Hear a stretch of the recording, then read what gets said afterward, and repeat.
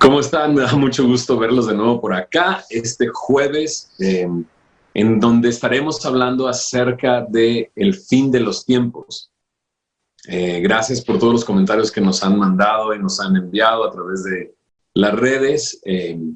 Confiamos y le pedimos a Dios que sea Él el que pueda utilizar este formato y poder edificar a su iglesia, traer consuelo, traer dirección, traer, ¿por qué no?, de su amor y su gracia y su evangelio a las personas que aún no le conocen. Entonces, bienvenidos a este Hablemos del Fin de los Tiempos. Y una vez más está con nosotros por allá Lenin desde Monterrey. ¿Cómo estás, Lenin? Hola, hola. Aquí trabándonos un poco. ¿Qué ha hecho tu familia en estos últimos tiempos? No me hagas esa pregunta de nuevo. Es que el martes te la hice y no hizo clic, no, nada. Pretendía hacer como una broma, como, hey, ¿qué están haciendo en estos últimos días? Y ya después me di cuenta, después de haber contestado, y fue como, creo que esa no era la pregunta. Estamos almacenando carbón, guardando carbón por si escasea, poder hacer carne asada en el fin de los tiempos. Eso es lo que han estado haciendo. Eso. Sí. Iber, ¿cómo estás allá en Querétaro? Bien, nosotros estamos almacenando carne para que Lenin tenga que venir a casa, porque con carbón solito no se puede, así que nosotros tenemos la carne para que cuando él venga podamos asar. Exacto. Y Alex también está con nosotros. ¿Cómo estás, Alex? Bien, ¿cómo estás? ¿Qué tal, pastor? Lenin, Iber, amigos. ¿Qué estás almacenando tú, aparte de Kermits? Como leí que la coca de David estaba rebosando, así dijo, ¿no? Mi coca está rebosando. Entonces yo estoy acumulando el nuevo líquido precioso que será el sustituto del agua y el petróleo.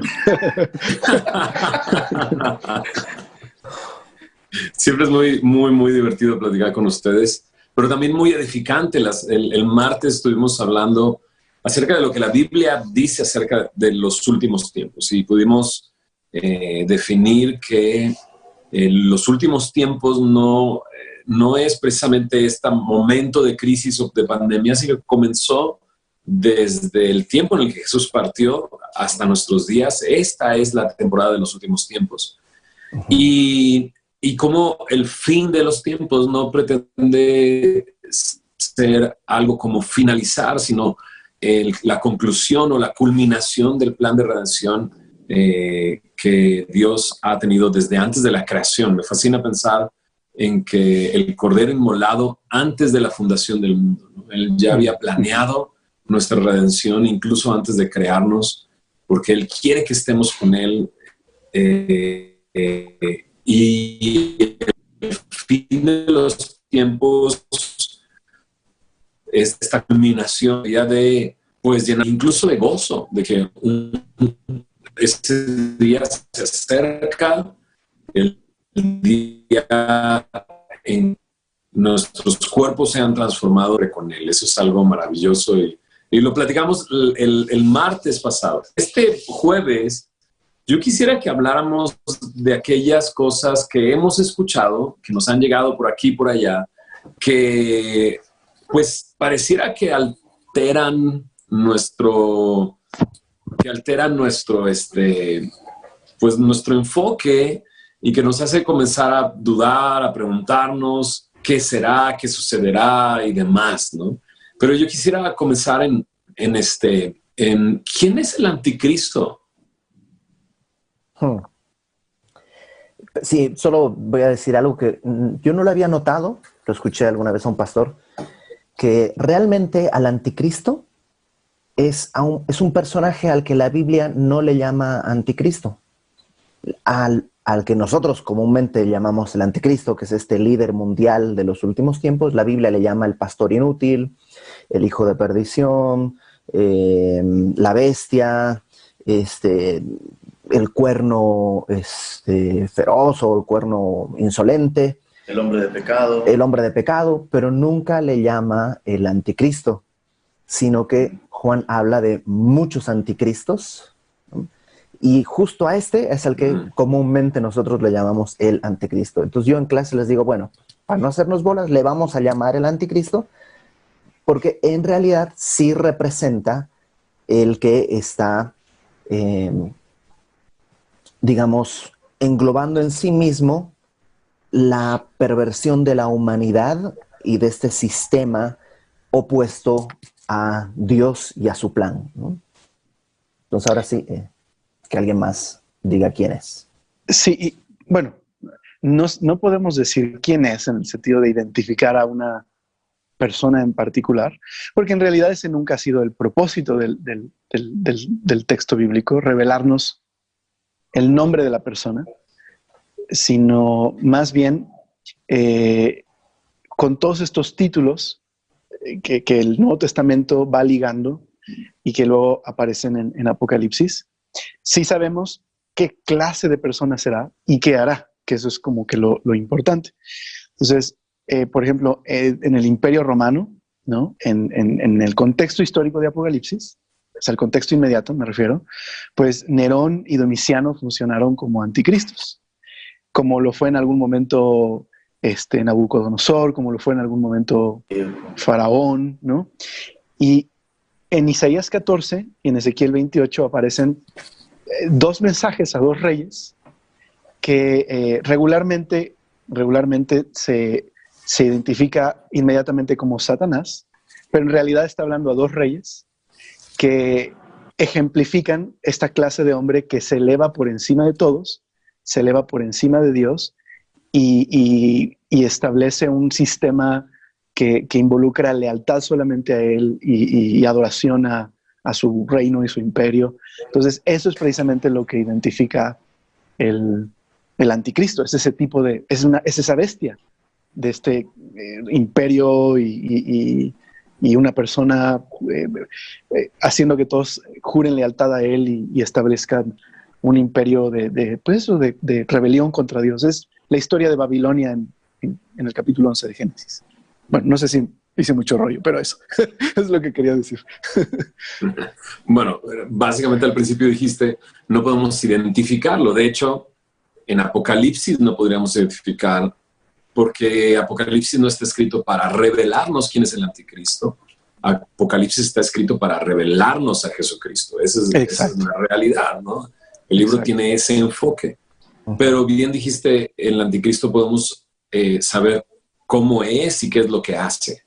Entonces, ¿cómo podríamos definir en una manera muy simple qué es lo que hace el anticristo y cómo es? Creo que Pablo menciona algo muy, muy particular y que probablemente de allí viene el término que nosotros hicimos, anticristo. En 2 de Tesalonicenses, en el capítulo 2, verso 3, dice, nadie os engañe en ninguna manera, porque no vendrá, esto es el día del Señor, el día de ira, el día de juicio, no vendrá sin que antes venga la apostasía y se manifieste el hombre de pecado, es de los títulos que mencionaba Ibert, el hijo de perdición, y dice, el cual se opone y se levanta contra todo lo que se llama Dios o es objeto de culto, tanto que se sienta en el templo de Dios como Dios, haciéndose pasar por Dios. Entonces, una característica de este hombre es precisamente que se opone a Dios. Probablemente de ahí viene este término anticristo, ¿no? Haciéndose pasar por Dios y demandando adoración, demandando culto, demandando, como dice Alex, ¿no? Esta lealtad que va más allá de una lealtad política, sino es una lealtad pues, de un adorador, demanda la lealtad de un adorador. En Daniel aparece en varios capítulos algunas características. En el Daniel capítulo 8 hay unas que son muy pues curiosas, porque al final del capítulo 8, en el verso 23, dice, al final del reinado de estos, cuando los transgresores lleguen al colmo, se levantará un rey altivo de rostro y entendido en enigmas, que es como dos características. Esto de altivo de rostro habla de un hombre orgulloso, que curiosamente es un signo de estos últimos tiempos, ¿no? Amadores de sí mismos, un poco lo que leía Lenin. Altivo de rostro no es humilde, es seguro, entendido en enigmas, es que pues conoce las cosas estas raras, ¿no? Sabe de numerología y, no sé, tiene conocimientos especiales acerca de los mitruduplitoflitontinis, que son unos rayos ultracósmicos que nos dan, o sea, ese tipo de cosas que la gente, que se leen es muy interesante, y esas publicaciones, digo, oh, son enigmas, ¿no? Dice que su poder, verso 24, se fortalecerá, mas no con fuerza propia. Y en Apocalipsis vemos que al anticristo, a esta bestia, Satanás le dará su poder. Entonces no se fortalece con fuerza propia. Causará grandes ruinas, prosperará, hará arbitrariamente, destruirá a los fuertes y al pueblo de los santos. Con su sagacidad, habla de un hombre sagaz, inteligente. Hará prosperar el engaño en su mano, su corazón se engrandecerá.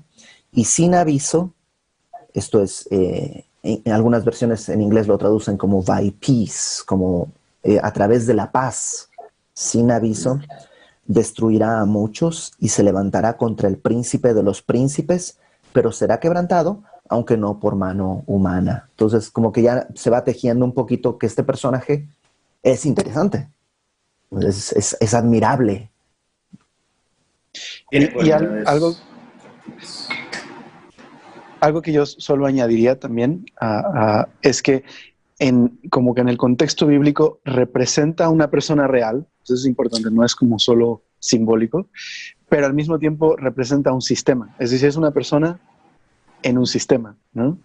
Y que en el contexto bíblico, por ejemplo, eso, la Babilonia de su tiempo, Egipto, cumple con esas características, ¿no? Una persona que se pone por encima de Dios y que oprime a otros, pero a través de un sistema, ¿no? Y precisamente en Apocalipsis vemos a esta persona, ¿no? Y estas bestias que aparecen en Daniel, que representan reinos. Y luego Gog y Magog, que representa esta conglomeración humana de rebelión. Es como que es también importante entender que lo que decía Ibert al principio, representa toda la maldad humana en una persona, pero a través de un sistema corrupto y rebelde, ¿no? Pero la maldad no en el sentido grotesco, ¿no? De que va a tener cicatrices y sí, claro, va a caminar con pata de palo. No, la maldad incluso en el sentido bonito, ¿no? La rebelión contra Dios, incluso bien vestido y corbata y amable y es inteligente, ¿no? Sabe enigmas y cita poemas y no es un inculto bruto extraído de algún arrabal o una cosa así, sino un hombre admirable, amable, o sea, sin ponerle nombres, pero yo siempre en clase les digo, normalmente uno, en esta época, no, ya hace unos años, que decían, no, Trump es el anticristo, ¿no? Él quiere hacer tanto mal. Pero en realidad, si pusiéramos un ejemplo, sin decir qué es, ¿no? Pero si pusiéramos un ejemplo,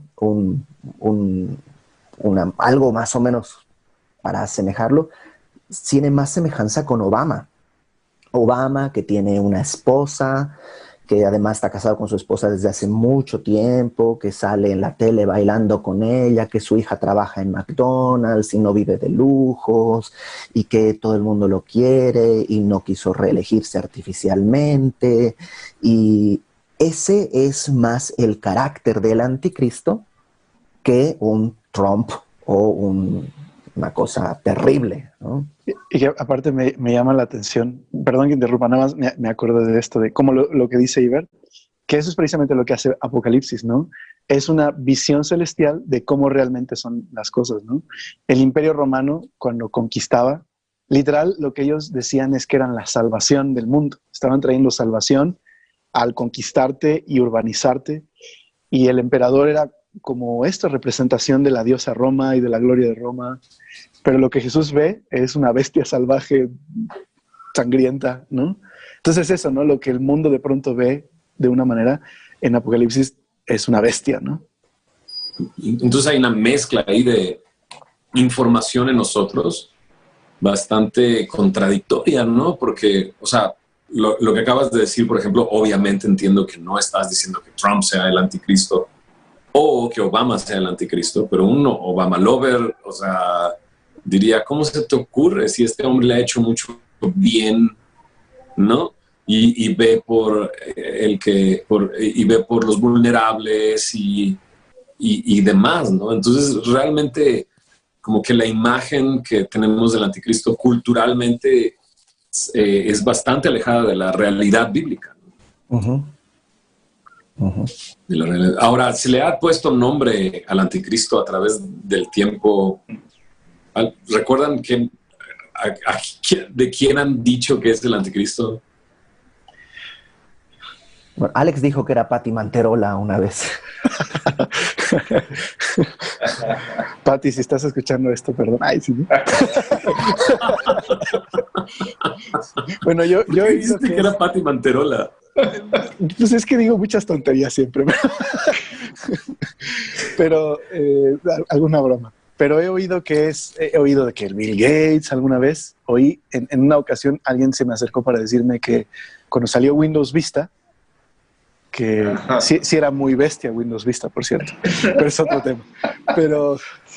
Pero el código de Windows Vista era Longhorn, cuerno largo, y entonces era un programa para controlar a las personas y el anticristo y todo eso. ¿A quién más han dicho que es el anticristo? Se ha hablado del papado en muchas ocasiones, ¿no? Distintos papas a lo largo de la historia. Hitler también se ha dicho que el anticristo. Ahora, actualmente, o sea, tú mencionaste Bill Gates y por ahí circula, ¿no?, alguna información acerca de Bill Gates, de una especie de conspiración, que él ya estaba hablando de un virus hace algunos años atrás, y de que él habla de una vacuna. Incluso hace un par de semanas él dijo que para volver a la normalidad, para volver pues a la normalidad, ir a un partido de béisbol y estar todos en un crowd, ¿no?, en un público amplio y demás, deberían todos de vacunarse, y de repente empieza, bueno, él está haciendo una vacuna, ¿no? Y esa vacuna se le puede incluso imprimir una especie de chip o código que pueda leer todo tu historial y ubicarte y demás. ¿Y qué onda con todo eso? ¿Es realmente Bill Gates el anticristo? Yo me animaría a decir algunas cosas. Uno, en un estadio, en realidad, probablemente la mayoría ya está vacunado. O sea, ya hay vacunas que son comunes y generales a todos. En segundo lugar, ya está toda nuestra información en la nube y en la red, desde dónde comiste, dónde fuiste, está todo por tus celulares, está dónde has caminado. O sea, no necesitamos un chip para que alguien sepa hasta tus conversaciones, ¿no? Los teléfonos de alguna manera están recibiendo y registrando esa información, incluso cuando están ahí bloqueados. Los micrófonos están potencialmente abiertos, ¿no? Tal vez nadie te está escuchando porque pues, no somos personajes que alguien quisiera estar escuchando, pero potencialmente ahí está. Entonces, todos si decimos que Pati Manterola es el anticristo, ¿no? Exacto. Y sí, además, Bill Gates no creo que pudiera ser, porque los de Mac no lo respetarían. Entonces, ¿las de Mac personas o los de Mac? Sí, no podría ser. Tiene que ser alguien amado por Mac, por Apple y por Windows, ¿no? Por todos. Creo, o sea, sí, perdón, no, Lenin, adelante. No, vas. Bueno, creo que es que pareciera, ¿no? Todo eso que se está planteando de esta vacuna que él propone, que incluso se está desarrollando tecnología de poner un tipo tatuaje, ¿no? Y que esta vacuna iría en tu brazo y se podría escanear y podría estar enviando información de tu estado de salud y demás. Pareciera como este rollo de la marca que se menciona en Apocalipsis 13. Pero hay como una secuencia de eventos antes de llegar al punto de la marca que se pone en Apocalipsis 13, que justamente es cuando la bestia empieza a demandar adoración. Estoy tratando de ubicar el 13, capítulo 13. Capítulo 13, dice en el verso 7, dice verso 7, se le permitió hacer guerra contra los santos y vencerlos. También se le dio autoridad sobre toda tribu, pueblo, lengua y nación, y la adoraron todos los moradores de la tierra, cuyos nombres no están inscritos en el libro de la vida. Creo que me fui mucho más adelante.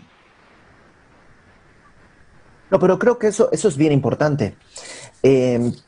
Nadie, porque en el capítulo 14 se habla de que nadie que lleva la marca puede ser redimible. O sea, todo aquel que porta la marca de la bestia está condenado al lago de fuego de manera, o sea, eso ya está definido. Y eso, cuando lo empiezas a trazar hacia atrás, queda claro que la marca sí tiene un elemento comercial. No podrás comprar y vender si no tuvieras la marca. Sí hay un elemento comercial, pero esencialmente es un elemento de adoración. No hay nadie que se ponga la marca sin querer. Y que, uy, no sabía, y ahora resulta que estoy adorando al anticristo. No, pues yo soy cristiano, pero nadie me dijo. No, lo siento, ya te vas al infierno. No existe eso. La marca misma es un acto de adoración. La parte mercantil es un acto colateral.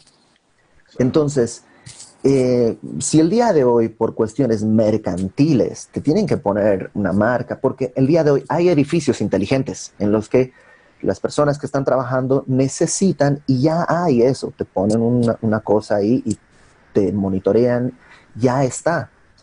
Pero eso no es la marca, ni la bestia, ni el anticristo, porque eso es un tema de que si no me lo pongo me corren, pero nadie me está demandando adoración. Entonces, claro, eso es bien importante, lo que leyó Lenin acá en el versículo 8, la adoraron todos los moradores de la tierra cuyos nombres no estaban escritos en el libro de la vida del Cordero que fue inmolado desde el principio del mundo. Es un acto de adoración, no un acto de salud pública. Y que precisamente por eso creo que estas confusiones se dan por desligar Apocalipsis de su propio contexto literario y teológico y el contexto en la Biblia. O sea, sí, bueno, sin querer como hacer una controversia alrededor del número, hacemos mucho en el número del 666 más en lo que representa. Que, bueno, hay distintas interpretaciones, pero me parece a mí como que cuadra con este asunto de esta antitrinidad, ¿no? Y este anti-Shema, ¿no? El Shema era la confesión de lealtad básica de Israel a Dios, ¿no? El Señor es el único Dios verdadero. Entonces, la marca, si bien puede ser una marca literal, ¿no? No es el asunto de la marca, sino lo que representa una lealtad completa, una adoración completa a la bestia y su sistema, ¿no? Más que literal un tatuaje en la piel, ¿no? O un chip. O el número, ¿no? O el número mismo. De pronto si en tu timeline de Twitter tienes tu tweet número 666, ¿no? La gente luego se espanta. Ay, voy a sacar otro tweet. O si tienes 666 seguidores, ¿no? Es como, claro, eso no, el número no tienen en sí mismo nada. Claro, porque en ese sentido, ¿por qué la frente y la mano? O sea, es muy raro una marca ahí. Pero tiene sentido pensando en que en la historia bíblica, pues el tener en la frente y en la mano lo que tenías era la ley, que era representación de tu lealtad al Señor. Pero ahora esta es una anti-Shema y una antitrinidad y es una parodia de Dios, ¿no? Y que eso es lo que exige. Se sienta en el templo de Dios, como leyó Lenin, y busca la adoración hacia Él, ¿no? Como Babilonia, este sistema que aparece en Génesis 11. No sé, creo que muchas de estas cosas se hacen así. Hay gente realmente asustada. O sea, realmente asustada diciendo, ¿y si sale esa vacuna? ¿Y si me tienen que sellar?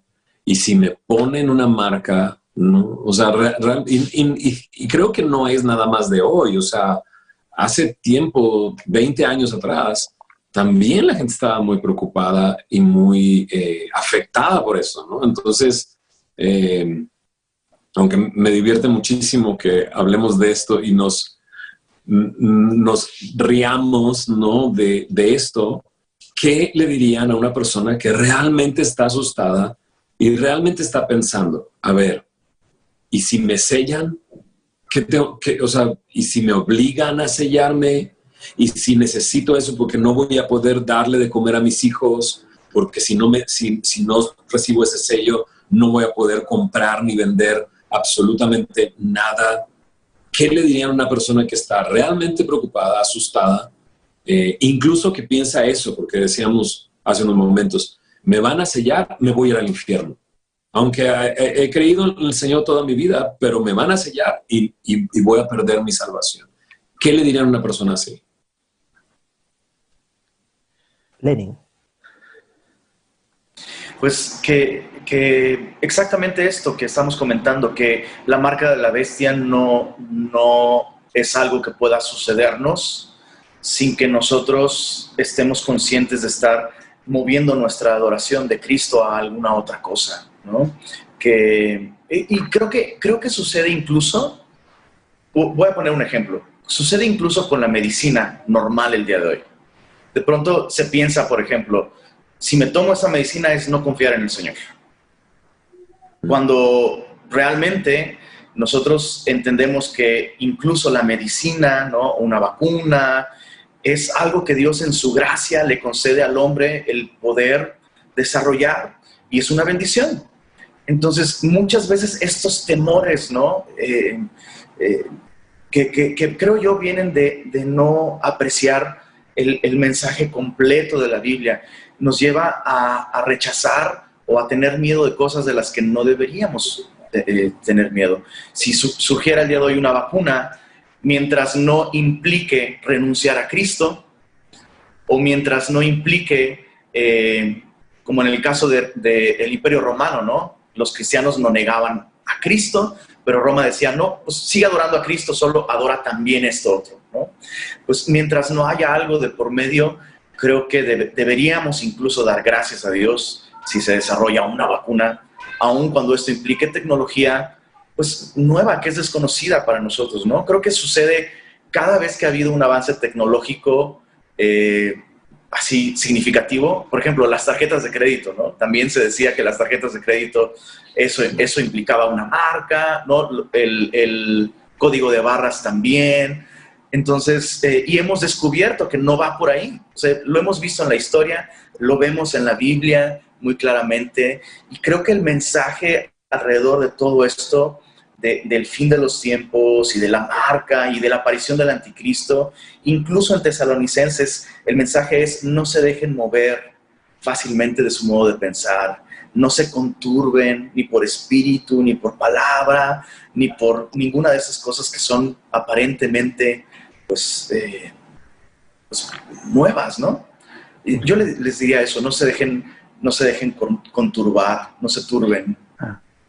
Yo creo que podemos afirmarnos en las verdades claras. Acuérdense que siempre que ante algo que es desconocido, tenemos que partir de lo que sabemos, de lo que Dios ha dejado con claridad. Cosas como el que está en Cristo es una nueva criatura, cosas como que no hay ninguna condenación para los que están en Cristo Jesús, justificados por la fe, tenemos paz para con Dios. O sea, esas cosas no hay duda, están con toda claridad y esas son nuestras bases.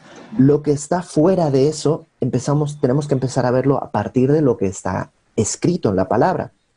Muchas veces el problema es que tomamos un texto y hacemos una interpretación y luego construimos sobre la interpretación y no sobre el texto. Y necesitamos regresar a lo que Dios dijo. Dios no habló de chips. Como decíamos el martes, los chips lo hablamos hoy porque pues, estamos en el siglo XXI. Pero Dios no habló de chips, no habló de ese tipo de tecnología, no está hablando de vacunas. Está hablando de algo mucho más sencillo, algo que puede suceder incluso en el tiempo en el que Juan está escribiendo. Y creo que es importante, cuando hay temor, regresemos a las Escrituras, regresemos a las sendas antiguas, regresemos a lo que dice Dios en su palabra, y lo que Dios dice en su palabra trae más consuelo que lo que puedan decir muchos líderes o personas o videos de Facebook o Pati Manterola, ¿no? Bueno, ella no ha dicho nada realmente, ¿no? Y aparte es justo, precisamente como dice Ibert y Lenin, es ignorar el mensaje de Apocalipsis. Porque como hemos aprendido, Apocalipsis 13, pues hay toda una serie de capítulos antes y una serie de capítulos después. Sería similar a entrar a una película y ver la escena de horror y salirte y pensar que la película trata de eso. Pero en realidad Apocalipsis es una exaltación de Jesucristo en todos los capítulos. Incluso en el 13, ¿quién le dio autoridad a la bestia de vencer a los santos? O sea, el Señor sigue en control y no es la historia final. El punto es que todo el libro de Apocalipsis habla de vindicación e incluso de resistir y soportar aún a pesar del sufrimiento. Indistinto de las interpretaciones de ahí de los tiempos de Apocalipsis, ¿no? Nosotros como iglesia tenemos nuestra postura, pero lo que está en el corazón de Apocalipsis es la victoria del Señor. Él es soberano sobre todo. ¿Y por qué no mejor pensar en el final del libro de Apocalipsis? Ese es el final de la película, que viviremos felices con Él para siempre, no la parte pues eso está ahí, pero eso es lo que tenía que provocar en los creyentes que oyeron por primera vez la revelación y en todos nosotros es, seamos fieles al Señor, Él viene pronto, Él va a vencer, aunque aparentemente pareciera que no está en control el Señor y que todas estas fuerzas y el mal y el pecado vencen, en realidad no.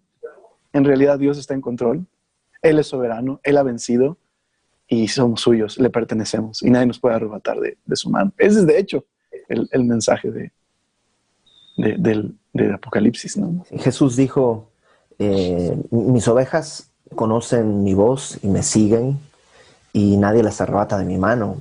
Y luego dice, nadie las arrebata de la mano de mi Padre. Entonces podemos confiar en la seguridad del Señor. Ahora, si mi fe no es genuina, si mi fe no es verdadera, entonces el problema no es la marca, ni el 666, ni el 3x3, ni el 5x2, ni nada. El problema está en que probablemente mi conciencia está demandándome o el espíritu está tratando no de que escape del 666, sino de que escuche el llamado del pastor, ¿no? Del buen pastor. Totalmente. Yo creo que yo lo iba a dirigir hacia allá al final, en ese sentido de, hermano, si tu fe está puesta en el Señor, si tú has creído en el Señor Jesús para salvación, si el Espíritu de Dios ha venido y te da testimonio a tu espíritu de que eres un hijo de Dios, o sea, tienes la certeza de que eres un hijo de Dios. Dice, el que tiene el Hijo tiene la vida, ¿no? El que no tiene el Hijo de Dios no tiene la vida. La seguridad de nuestra salvación es depositar nuestra fe en Cristo, no si nos ponemos una marca o no nos ponemos una marca. La salvación no la obtuvimos nosotros a través de nuestros propios méritos. La salvación es por fe, no por obras, para que nadie se gloríe. Entonces, no se trata entonces de una obra lo que pueda hacerte perder tu salvación. Jesús mismo dijo, no todo el que me dice Señor, Señor, entrará en el reino de los cielos, ¿no? Sino todo aquel que hace la voluntad de mi Padre. Y creo que ¿y qué significa esto? Que yo podría decir Señor, pero no, Jesús no es mi Señor. No por estar en la iglesia mucho tiempo, eso te ha convertido en cristiano. Mi fe puesta en Jesús, ¿no? Es lo que me hace ser un hijo de Dios y tener salvación, porque su obra fue hecha completa en la cruz del Calvario. Eso es muy claro. Entonces, sí, lo que dice Ibert es muy cierto. Si acaso te está llenando de temor esas cosas, creo que puede ser una buena oportunidad para o afirmar tu fe en el Señor y decir, no me voy a dejar mover por esas cosas porque he creído en el Señor Jesús. O decir, quizás mi conciencia me está mostrando que necesito depositar mi fe en Cristo y no lo he hecho hasta este momento. Entonces, entrégale tu vida a Cristo y ten esa certeza y deja de tener miedo de cosas que no deberías de tener miedo. Entonces, lo digo claramente a los semillosos y los que no son semillosos, sino que son hermanos en Cristo de cualquier iglesia que nos estés viendo.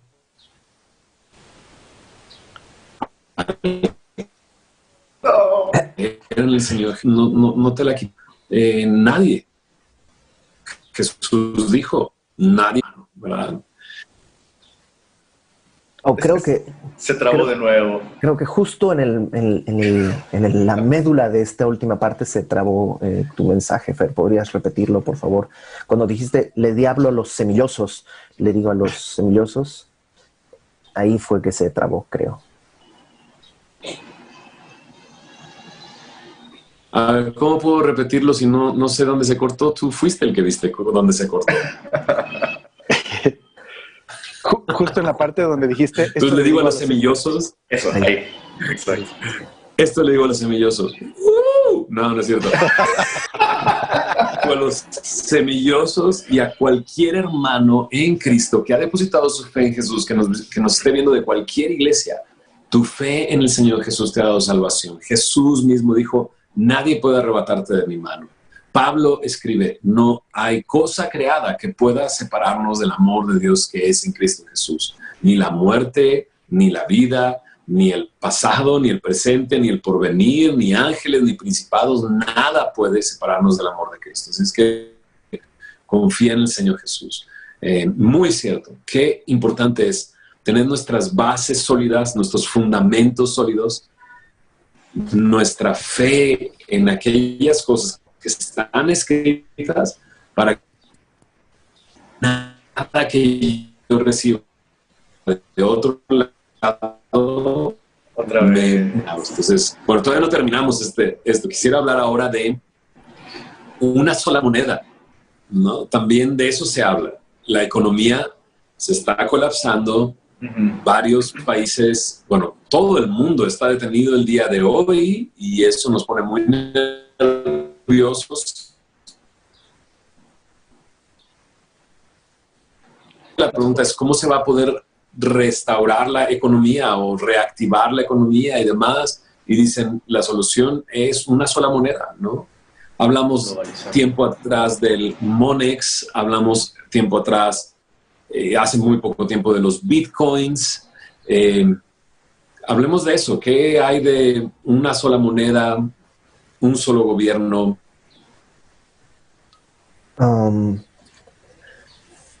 Yo creo que probablemente vamos a navegar en algún momento hacia una sola moneda. Es probable, pero una vez más, el signo de los últimos tiempos fue la obra de Cristo en la cruz y su resurrección. O sea, no es que ahora, ¿no? Porque ya entremos en una moneda, ahora sí estamos en los últimos tiempos. No, los últimos tiempos se inauguraron allá. Y esto podrá ser un elemento más que nos confirma que estamos donde Dios dice que estamos desde hace 2000 años. Y que el Señor Jesús pudo haber regresado podría regresar hoy. No es que le impide que hay muchas monedas. Yo quisiera volver, pero es que hay tantas monedas que no puedo, ¿no? No, la razón por la que Cristo no ha regresado, según la Biblia, es porque en su misericordia Él está esperando que haya gente que se arrepienta. No está esperando que haya una economía globalizada, que ya hay una economía globalizada. Aunque no tenemos una misma moneda, tenemos un mismo lenguaje económico global. Entonces, yo creo que sí, tal vez vamos a navegar hacia una sola moneda. Es probable, ¿no? No lo creo tanto porque pues, es difícil, pero podría ser. Pero eso no tiene por qué movernos de lo que Dios ya ha establecido en su palabra, ¿no? ¿Qué pasaría si todos nos movemos a una sola moneda? Pues habrá que ser inteligentes y pues sacar del colchón nuestros pesos, que no pase como cuando en el no sé qué año fue aquí que hubo el cambio de moneda y te quedaste con un montón de billetes que ahora no valen nada. Entonces yo creo que eso es lo que habría que hacer, ¿no?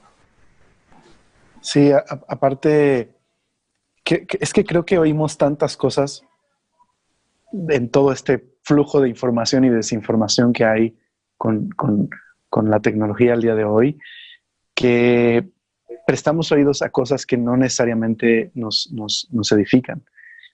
Dijo un historiador que la historia sufre de hipermetropía, ¿no? Es más fácil verla de lejos que ver lo que está sucediendo de cerca. En realidad ni siquiera sabemos qué va a pasar, ¿no?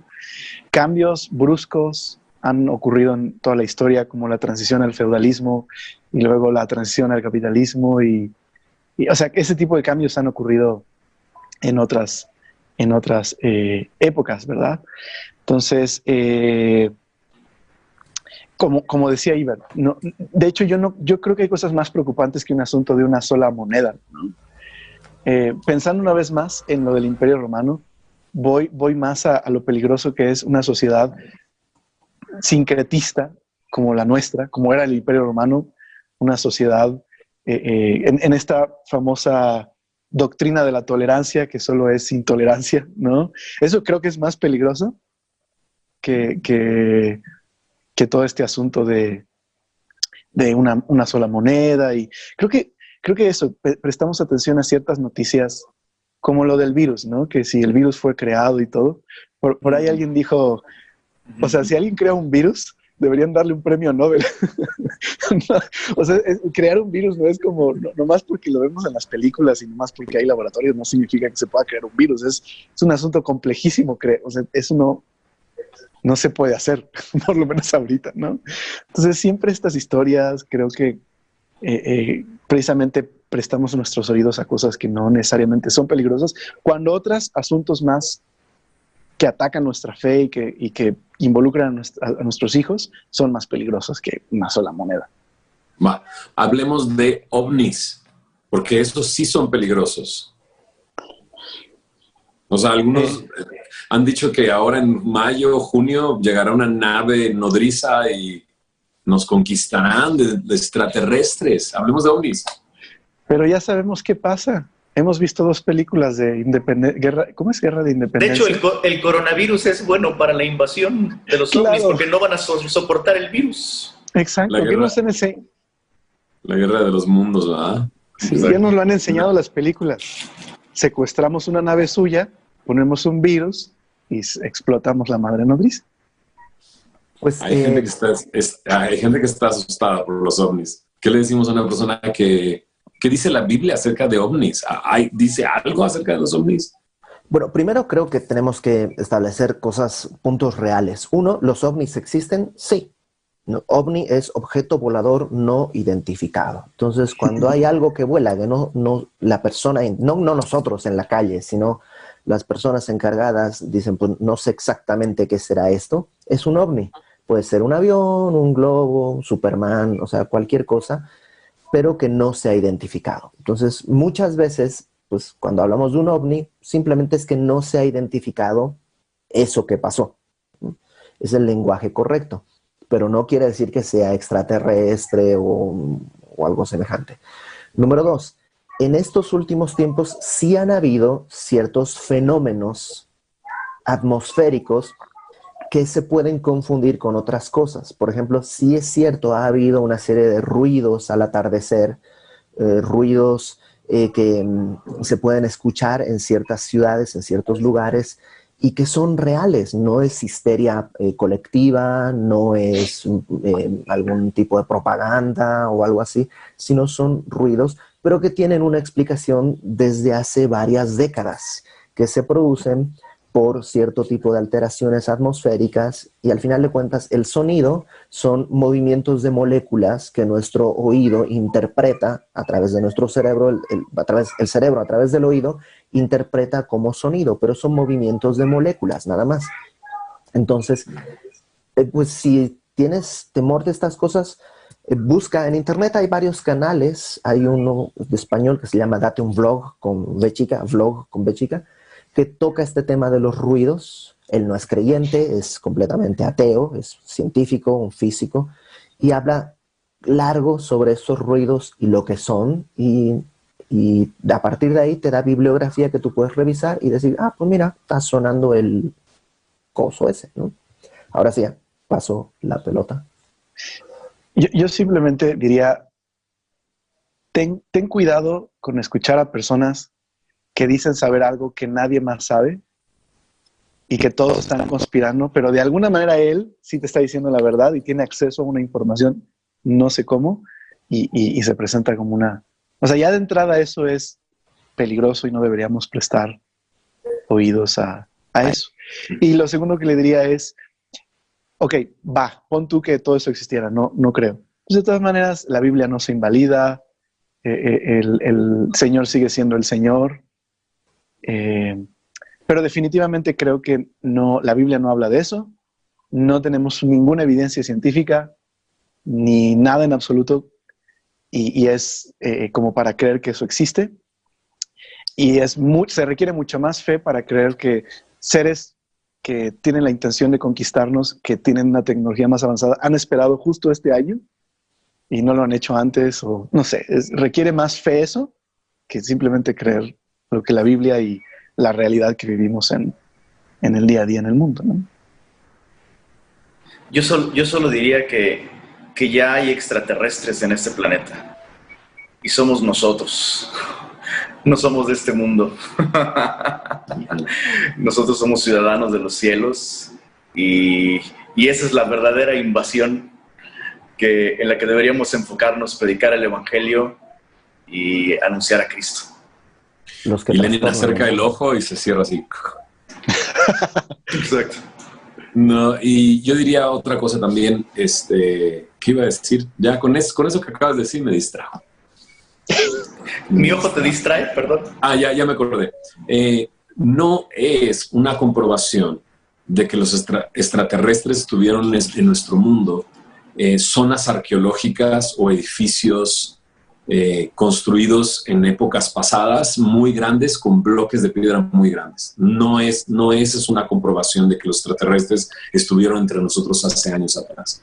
El problema es que creemos que evolucionamos y al evolucionar fuimos adquiriendo conocimiento y no creemos que Dios nos creó como seres completamente inteligentes. O sea, la tecnología, había tecnología en esa época para levantar grandes piedras enormes, voltearlas, o sea, que no sepamos nosotros de esas cosas que ni siquiera sé cómo se llaman, de poleas, de palancas, de física, no quiere decir que no hay gente que tenga esa inteligencia y esa capacidad para mover bloques enormes con mínimo esfuerzo. En realidad, no es una comprobación de que las pirámides o grandes edificios significan que los extraterrestres estuvieron entre nosotros. Y una cosa que sí yo quisiera añadir es, la Biblia sí habla de un mundo espiritual. O sea, la Biblia sí habla de potestades y principados en regiones celestes. Y estamos en contacto con lo espiritual constantemente. El hecho de que nosotros como creyentes, dice su palabra, el Espíritu Santo vino a habitar dentro de nosotros. Eso estamos en un contacto espiritual constantemente con nuestro Dios, con nuestro Señor, a través de su Espíritu morando en nosotros.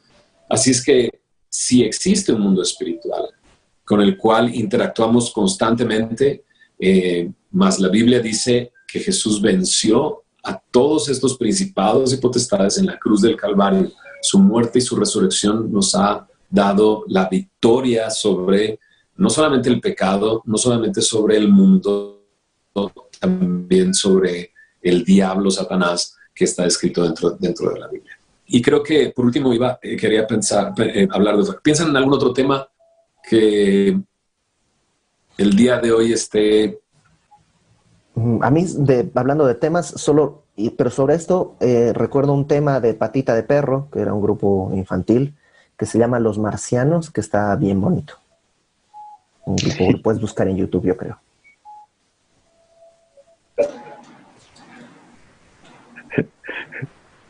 Ya se trabó el paseo. Bailando chachachá, ¿verdad? Ah, no. No, es la de los marcianos llegaron ya bailando chachachá, algo así. No, esa es más viejita. Eran otros marcianos.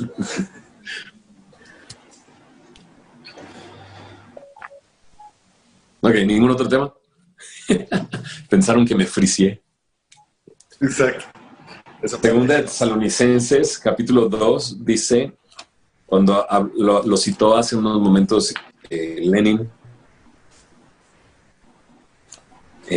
acerca del anticristo, y dice en el verso 5, no os acordáis cuando yo estaba todavía con vosotros, verso 5, os decía esto, y ahora vosotros sabéis lo que lo detiene, a fin de que a su debido tiempo se manifieste, porque ya está en acción el misterio de la iniquidad, solo que hay quien al presente lo detiene, hasta que él a su vez sea quitado de en medio. entonces se manifestará aquel inicuo a quien el Señor matará con el espíritu de su boca y destruirá con el resplandor de su venida. Inicuo cuyo advenimiento es por obra de Satanás, con gran poder y señales y prodigios mentirosos, y con todo engaño de iniquidad para los que se pierden, por cuanto no recibieron el amor de la verdad para ser salvos. ¿Qué hace referencia a 2 Tesalonicenses? ¿Quién es el que detiene que todo este plan, ¿no?, se comience a desarrollar en este tiempo?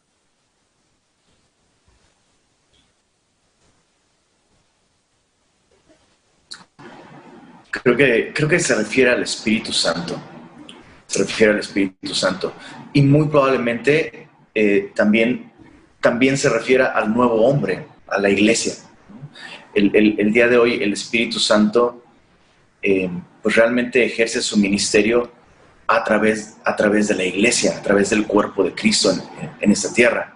Y muy probablemente Pablo tiene en mente el momento en el que la iglesia va a ser arrebatada, y cuando el ministerio de la iglesia o la era de la iglesia termina aquí en el mundo, es cuando entonces se desata toda esta maldad que había estado restringida, ¿no?, que había estado mantenida a raya a través del ministerio del Espíritu por medio de la iglesia.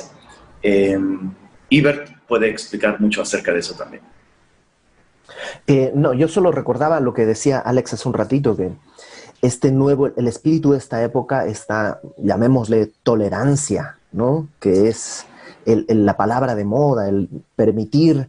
Es una palabra que no se conjuga bien con la iglesia, porque sí, la iglesia no es tolerante, porque por definición la verdad excluye todo lo que no es verdad.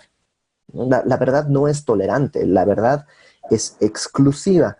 Y la iglesia, pues, no puede entrar en juego de tolerancia con otras doctrinas filosóficas, porque en la iglesia creemos en un Salvador, en un Dios bueno y verdadero, y en una palabra que refleja la bondad de Dios y la verdad. Por tanto, en el momento en que la iglesia es retirada, en el momento en que los cristianos intolerantes son retirados del mundo, efectivamente el mundo va a encontrar una especie de paz. Pero es como soltar a 40 gatos, 10 tigres, 50 ratones y 70 serpientes en una misma jaula. Probablemente unos primeros segundos van a decir, wow, estamos en libertad aquí. Pero 5 segundos después, esa misma tolerancia va a llevar al caos total. Entonces yo creo eso, como dice Lenin, que quitada la iglesia, se podrá entender, pues sí, se entenderán bien entre todos, pero va a ser un caos. Claro. Y que aparte, pues precisamente una de las razones por las que el Imperio Romano perseguía a los cristianos es porque un imperio totalitario no puede tener un grupo de personas que de alguna manera clame tener una verdad absoluta y a un señor por encima o que pueda juzgar a ese imperio totalitario. Y de la misma manera, al fin de los tiempos está este imperio rebelde, ¿no? Y que ve a los cristianos como un estorbo, ¿no? La doctrina de la tolerancia el día de hoy es realmente intolerancia y es agresiva en ese sentido hacia algo que clame tener una verdad exclusiva o absoluta. Aunque qué paradójico, ¿no? Porque se nos dice que somos intolerantes y porque la verdad no permite otras cosas que sean mentira, pero al mismo tiempo es inclusiva en el sentido de que todos pueden venir a esta verdad, ¿no? Y la doctrina de la supuesta tolerancia es intolerante con todos aquellos que no se sujeten a su forma de ver la vida, ¿no? Es como una ironía, ¿no? Y que aparte en el capítulo de Tesalonicenses, justo la conclusión del capítulo es una vez más esperanza, ¿no? O sea, sí se va a manifestar este hombre de iniquidad, pero el Señor lo va a vencer con el resplandor de su venida y está animándole incluso a los creyentes ahí, pero a ustedes no les va a agarrar por sorpresa ese día, ¿no? Es esperanza para nosotros. Entonces, una vez más, estos capítulos que hablan de esta batalla o conflicto, en realidad muestran una vez más que el Señor es bueno y soberano y podemos confiar en Él. Muy bien. Pues terminamos con unas cuantas palabras que concluyan este tema de, bueno, estos 2 días que hablamos sobre el fin de los tiempos. ¿Por qué no comienzas tú, Lenin? Algunas palabras finales. El fin de los tiempos. Me voy a fusilar las palabras de Pablo, justamente ahí en 2 de Tesalonicenses, en este capítulo que habla mucho de esto del anticristo y bueno, el hombre de pecado y demás. Dice, verso 13, pero nosotros debemos dar siempre gracias a Dios respecto a vosotros, hermanos amados por el Señor, de que Dios os haya escogido desde el principio para salvación, mediante la santificación por el Espíritu y la fe en la verdad. Y dice el verso 15, así que hermanos, estad firmes y retened la doctrina que habéis aprendido. Y creo que ese es el llamado que Dios nos está haciendo, ¿no? A agradecer a Dios que Él se ha revelado a nosotros, nos ha escogido desde el principio para salvación, y el llamado es a estar firmes y retener, como decía Iber hace un rato, ¿no? Hay cosas que tenemos seguras, claras como el agua, claras como el día. A esas hay que aferrarnos y retenerlas.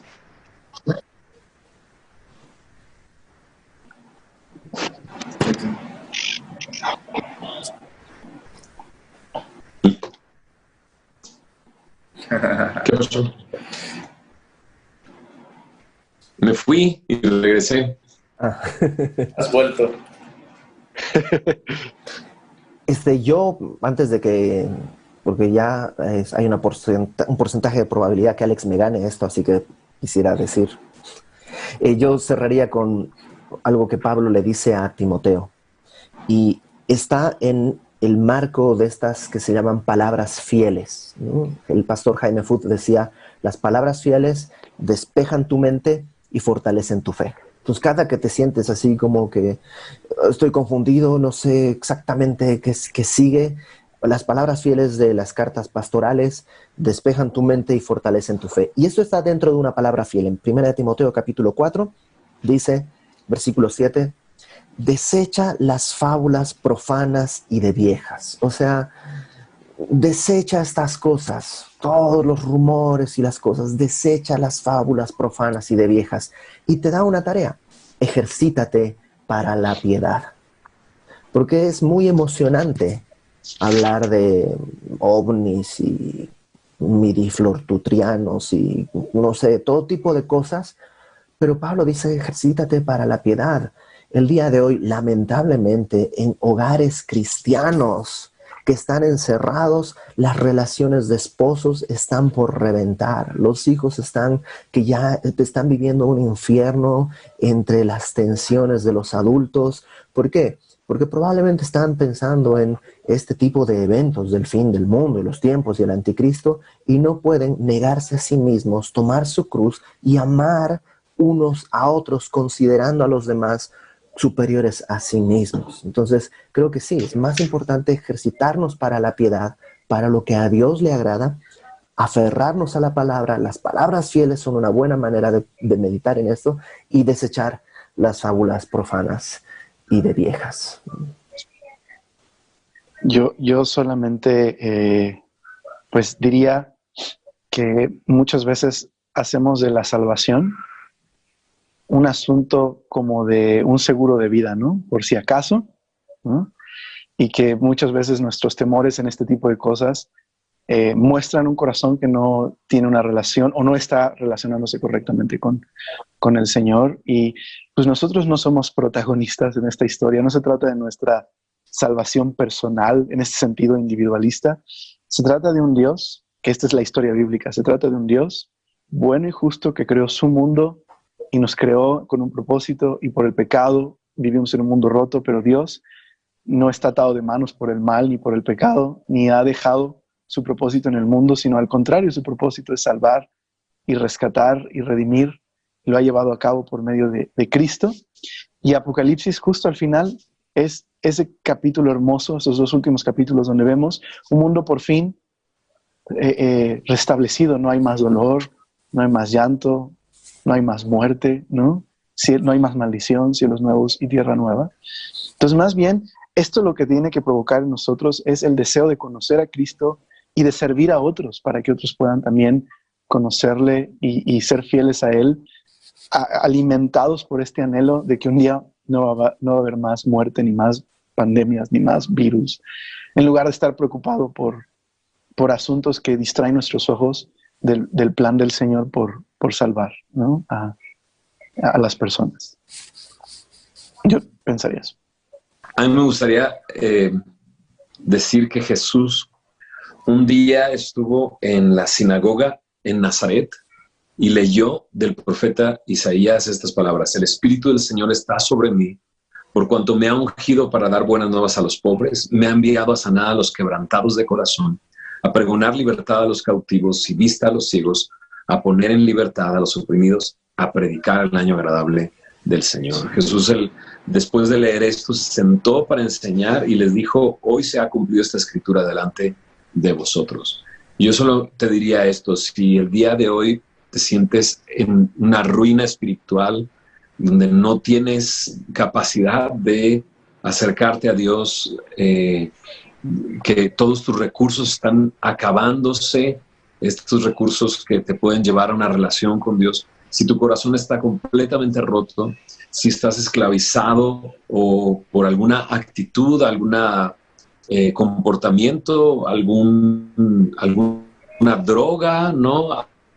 Alguna adicción, si estás oprimido, Jesús vino para traerte libertad. Si estás ciego, no sabes qué hacer, a dónde dirigirte, cómo dirigirte, Jesús vino a darle vista a los ciegos. Jesús vino para cambiar tu vida, a predicar el año agradable del Señor, una época distinta en la que tú puedas tener una relación con Cristo y tener toda la certeza de que un día estarás con Él para siempre. Así es que yo te animo a que confíes tu vida en el Señor Jesús, porque Él ha venido en amor para rescatarte a ti y para darte una vida eterna y una vida nueva, donde Él triunfa y Él es el Rey por los siglos de los siglos. Es que te animo a que confíes en el Señor, confíes en Cristo tu vida el día de hoy.